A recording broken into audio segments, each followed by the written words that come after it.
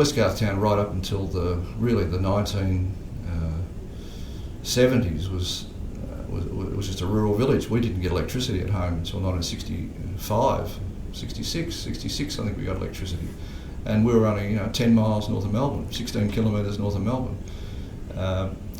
The area of Westgarthtown went basically from Main Street in the south to Kingsway in the north, from High Street, and went west to sort of about a mile west of High Street, which is sort of takes in Edgars Road and goes further west than Edgars Road, and that was Westgarthtown, and it was a rural area, and it was only in the 1950s that houses started to be built in any number, sort of between High Street and Mount-View Road.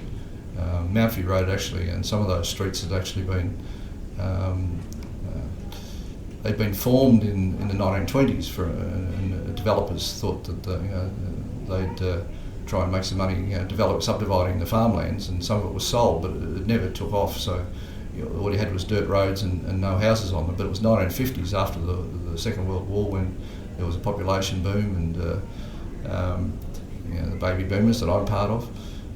That's when houses began to be built in great numbers, but from sort of Main Street north up to right up to Tremou Street and right up to what's now whatever the tech school is called now, the Peter Lawler Secondary College, I think. So it was a very rural area. As I said, we had no electricity. There were dirt roads, and I used to have to walk down the dirt roads, which were dusty in summer and muddy in winter, to get to Thomastown Primary School, where I went to school. Where was the Thomastown Primary School? Well, there's only one primary school in Thomastown then, and that was where it is now, in the little old red brick building in High Street. It's just at the end of the shops, or in amongst the shops. But and right up until 1950s, probably about 52 or 3, there was just the whole school was only about 30 students and pupils, and they were all taught in the red brick building. And then they got a little white building they got from Eden Park or somewhere, a timber building that was brought down because as the numbers increased, you built more houses, there were more kids, and then they started to build the timber buildings that they whatever they call them, light portables or something, or whatever. And by the time I started in 1956, I think there were a couple of hundred kids, and then later on it got bigger and bigger, and that was the only school in Thomastown then.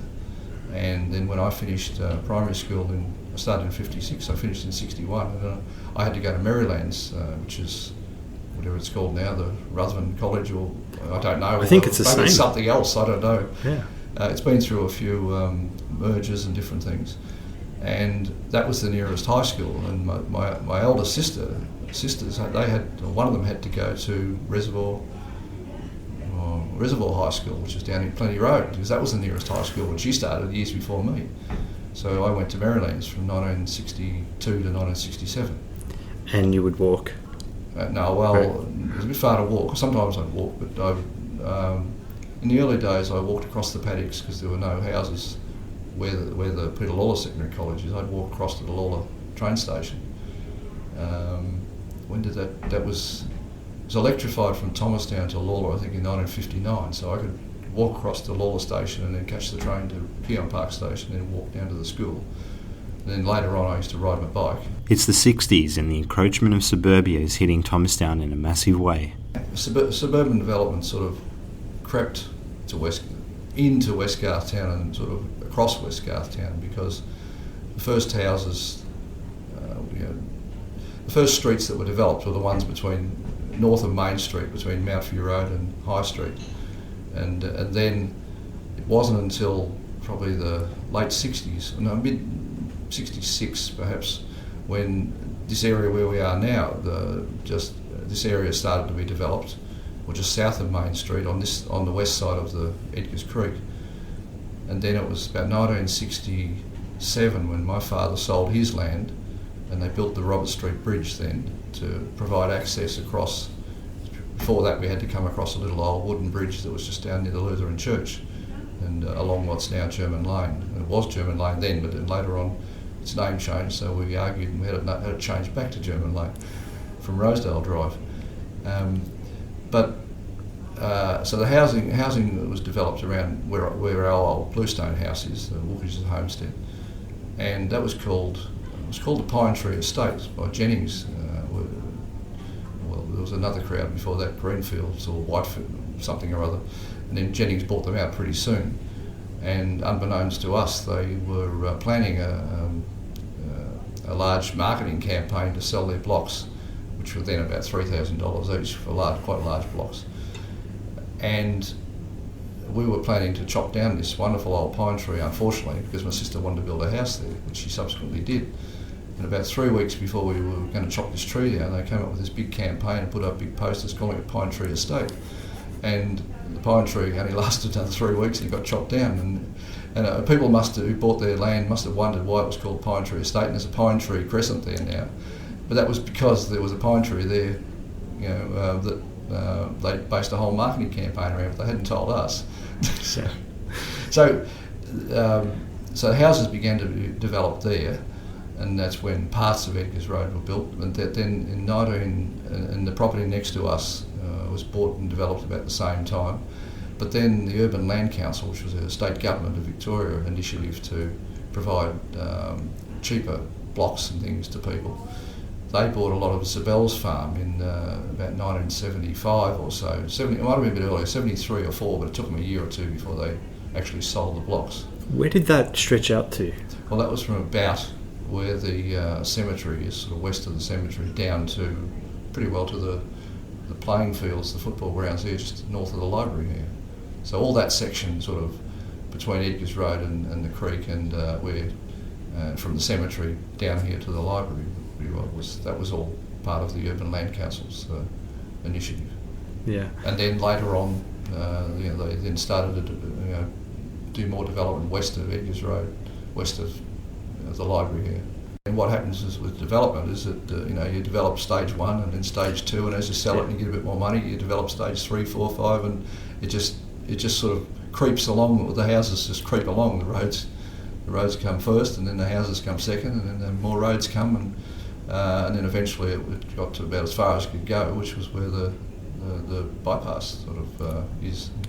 So they would have been more like, I don't know, late 70s or so.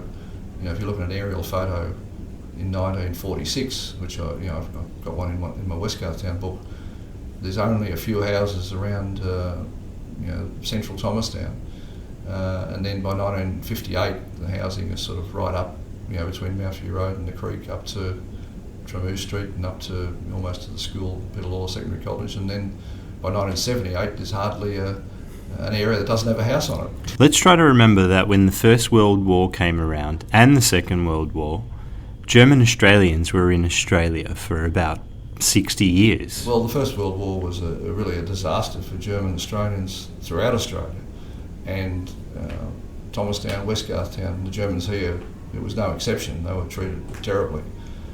And my father was a fairly cheerful, sort of hard-working, cheerful sort of bloke, but if you mentioned the First World War, the smile just wiped off his face, and he was quite bitter about it.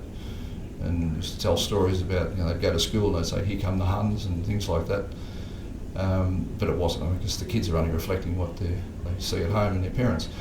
In a practical sense, you had people who would, you had Westgarthtown then was 64 years old when the First World War started, and the German descendants then, because virtually every original settler was dead by then, they'd all lived long lives and were gone, and they were talking about grandchildren, and in most cases, and they were fairly indistinguishable from the rest of the community. Most of the people in what was then the Shire of Epping were dairy farmers, and they were dairy farmers. The British descendants were dairy farmers, and apart from their names and the fact that they had a different religion, they had a Lutheran church, and whereas the other people in Thomastown were Methodists, Wesleyan Methodists, you really couldn't see much difference. But soon, those sort of minor differences became battle lines, and it wasn't that, from what I can see, the Germans were just happy to go about their business. They were probably unhappy about the fact that Australia was at war with the land of their ancestors, but they saw themselves as Australians. And pretty soon though you had people sending anonymous complaints saying that there are miles and miles of open aqueducts, as the aqueduct was over at Bundoora, coming down from the Yanyuan Reservoir, and the Germans might poison these waterways and things, and individual people were being singled out, and there were letters, and I've seen them all because I've researched it all. The military intelligence files show that anonymous people, true Australians or whatever they call themselves, most of them wouldn't give their name, and they would just write in and say that man Zimmer, he because in 1914 when the war started, they started off the Broadmeadows Army Camp. It was just been a farm until then. There was nothing, there was no military there until then. But the man who owned it had a military background, and he offered it to the army and to have a camp because they needed to train soldiers to go to the war. And Bill Zimmer, whose grandparents had lived at Westgarthtown, and father had too, but had been born at Epping. He was supplying them with. He was helping out at the camp because his farm was opposite, and he was providing fruit and food. He was carting things in and out. He was all sorts of things, and he was accused of doing well out of the war because he was providing services that Unionists should be able to provide, or British people should be providing, and they shouldn't be nourishing the enemy by him making money out of the war, even though he was born in Australia, and his family had been here for 64 years. The Seagulls were here at Thomastown in Mount View Road. The army, because the camp was so close, they'd come out in drills and exercises, and he would actually let them put their horses in the property. And my father tells me that his cousin George Wuchatsch was in the light horse, and he said that one day the light horse rode right up what's now Gardenia Road and through their property and back to Broadmeadows, and said George came in and said hello, and my father was thought that was fantastic. He was this soldier in the light horse, but there were all these anonymous complaints, and they were at Epping and as well, because my dad's cousin was on the council, and he was handed off the council by a blacksmith up there who just only come to the area in 1913, just before the war started. But he was a member of the anti-German committee, and he was said that Albert was disloyal, and even though all these colleagues who were weren't German on the council said no, he's not. The family have lived there for a long time. They're respectable and they're not disloyal. He was still getting stuck into Albert, and all totally unfair. I mean, somebody wrote in and said that my father's auntie, who was in her 50s then, stoop-shouldered old woman who was born in 1962 in Westgarthtown, they said she was disloyal. And, according to my mum, she only ever went out to vote, and always stayed home, never went anywhere. And they picked on her. I mean, it was just ridiculous, the complaints. And yet all the while there were, I found at least 70 soldiers who served for Australia, and 65 of them went overseas, who were either born at Westgarthtown, or their parents or their grandparents were born or lived at Westgarthtown, or went to church there. And of those, I think about 18 died in the war. While the sons and nephews and grandsons were off fighting in the war, the people back here in Thomastown are being accused of being disloyal. And they've been here 65 years, probably longer than most of the people are doing the complaining. It's just so unfair.